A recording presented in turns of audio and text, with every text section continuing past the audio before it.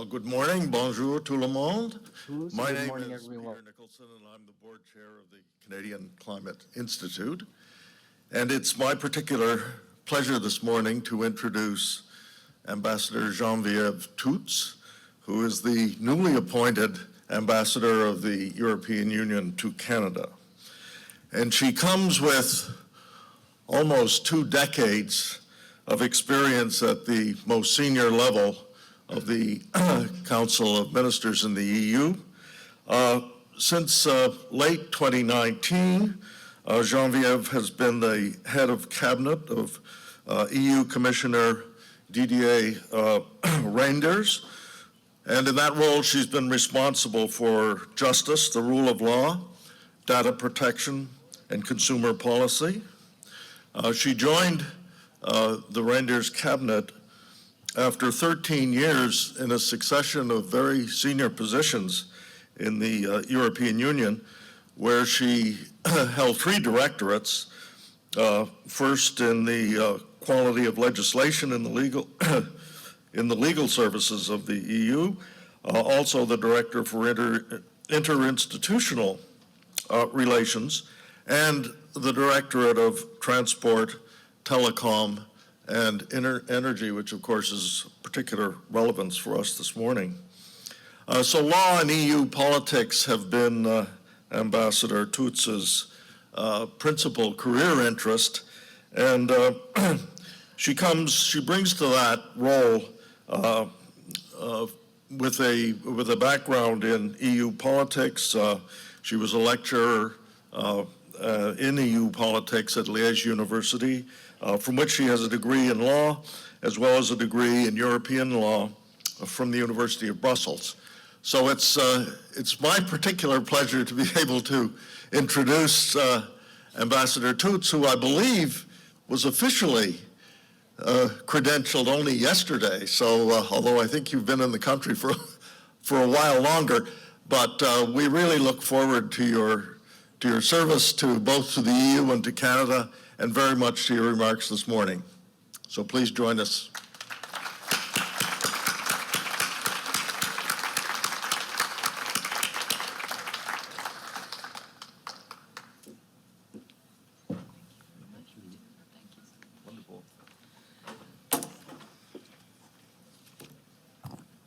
Well, good morning, everyone. Bonjour à tous. Good morning, everyone. I will not give my speech in both official languages, but I come from Belgium that has a French-speaking area, and I'm originally from Liège, as was mentioned. It will be in English, as I know it will be translated. So thank you very much, Peter, for your nice words of introduction, your welcoming remarks. I'm delighted to be here today to speak with all of you about the EU's journey to net zero, but also to speak about our collaboration with Canada, because we have strong ties and we are cooperating a lot on these topics. Talking about achieving a net zero economy and competitiveness together is not an easy task. In reality, though, it is like finding the sweet spot between innovation and responsibility. It requires emissions reductions and a strong economy. It means cooperation and collaboration. No one can do it alone. And I think this is also reflected in Mr. Miliband's speech. So the timing of this conference comes at a critical moment for the EU. As you might know, we will have a completely new leadership in the coming weeks, a new European Commission, a new College of Commissioners, and we are looking at what action must be taken to make our political priorities a reality. So I wanted to underline, and this is important, that the new Commission mandate confirms that the EU will maintain the course of the European Green Deal with a new plan, the Clean Industrial Deal, announced by President von der Leyen for her second mandate. The emphasis will be on clean, just, and competitive transition. Maybe you have also followed the news in the EU, but a couple of weeks ago, Mario Draghi, a former president of the European Central Bank, presented and published his reports on competitiveness in the EU. And the report recognizes that decarbonization is an economic opportunity for the EU. And he calls for a mixed strategy, combining different policy tools and different approaches, lower energy costs, industrial opportunities, and a level playing field for European industries. These are key priorities for the EU and for the years to come. Allow me maybe to share with you some figures. The 2023 EU Annual Climate Action Progress Report indicates that the EU has made steady progress. EU emissions are decreasing by 32.5% since 1990 and are continuing to decline. Under the EU Emission Trading System, ETS, 2023 saw the most significant annual emissions reductions since the system was launched in 2005, dropping 15.5% below 2022 levels. The main driver is the power sector's significant progress in decarbonization. Total emissions declined about 7.5% in 2023, bringing them 37% below 1990 levels. So the EU's share of world emission also declined to just above 6%. Furthermore, the recent EU State of the Energy Union report shows that the EU renewable energy generation is breaking new capacity records. In the first half of 2024, half of the EU's electricity generation came from renewable sources. Wind surpassed gas generation for the first time in the EU to become the second largest single source of electricity behind nuclear energy. Since 2005, the EU GDP has grown by 67%, showing that it is possible to reduce emissions while still growing the economy. We have also developed partnerships, and through our various partnerships, we are not only sharing experiences or best practices, but we are also supporting the implementation of the climate goals along with our member states.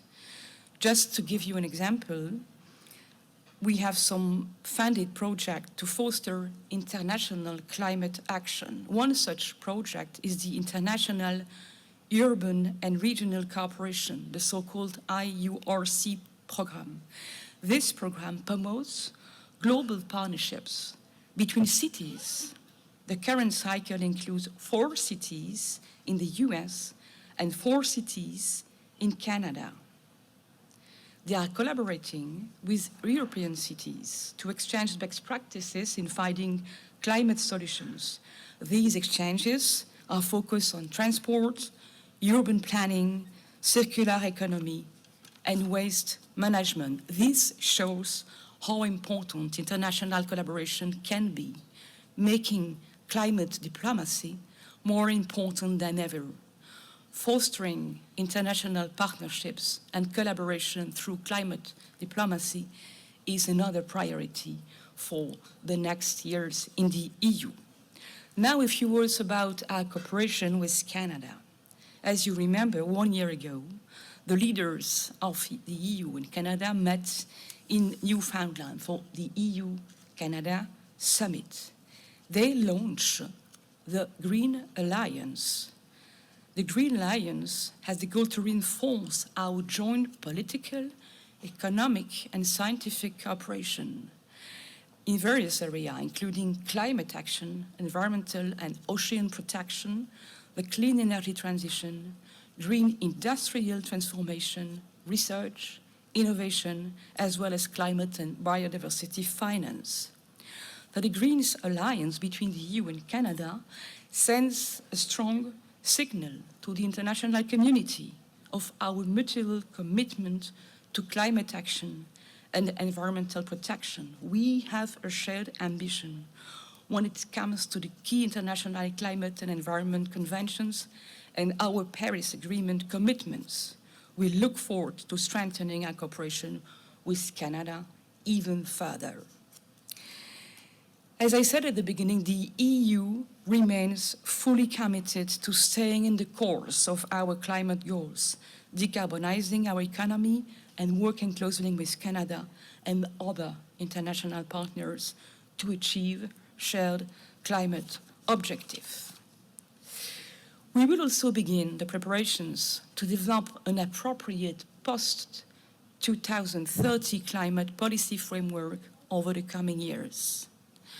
Achieving a 90% emissions reduction by 2040 will require a number of enabling conditions to be met. The starting point, of course, will be the full implementation of the existing legislation to reduce emissions at least 50% by 2030. Looking ahead, the post-2030 world, the EU projects of full decarbonization in the energy sector shortly after 2040, like deployment of all zero and low carbon energy solutions, including renewables, nuclear, energy efficiency, carbon capture, storage and utilization, carbon removals, geothermal, hydroelectricity, as well as hydrogen. They will all be part of the mix. On hydrogen, the EU is working very closely with Canada to develop a global clean hydrogen framework. And the EU will also work to strengthen industrial competitiveness in putting together a more supportive policy environment along with targeted investment support. The EU wants to promote the clean tech sector as a key component of its journey to net zero. Carbon pricing will remain a principal driver for change.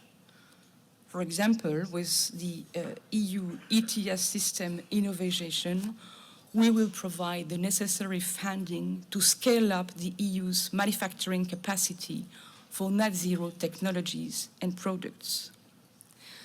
The transition away from fossil fuels demands a substantial expansion and upgrades to the EU's power grids and power storage systems.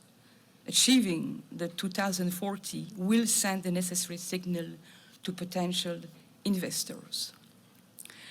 Finally, I would like to mention that the EU and Canada have also concluded a strategic raw materials partnership under CETA.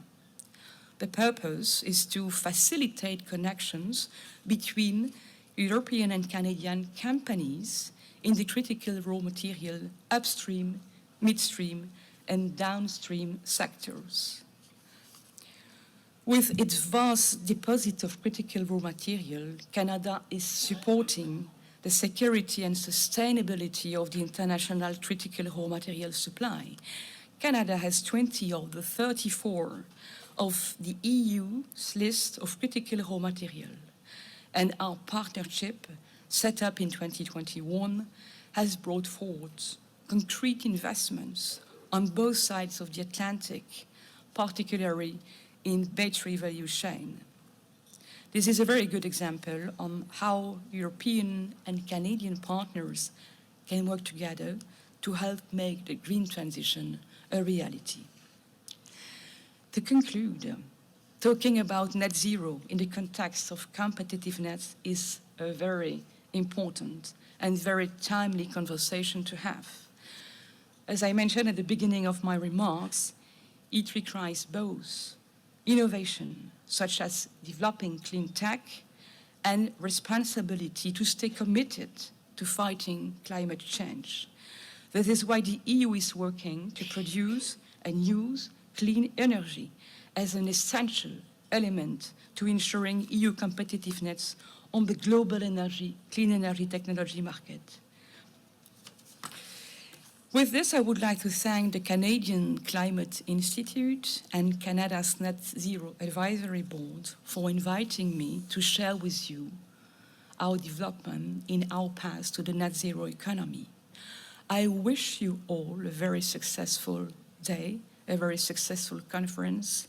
Et si je reprends les mots qui étaient indiqués sur les slides, je vous souhaite que cette conférence soit excellente. And I wish you a wonderful conference, inspiring, innovative, with much hope and solutions. Thank you very much.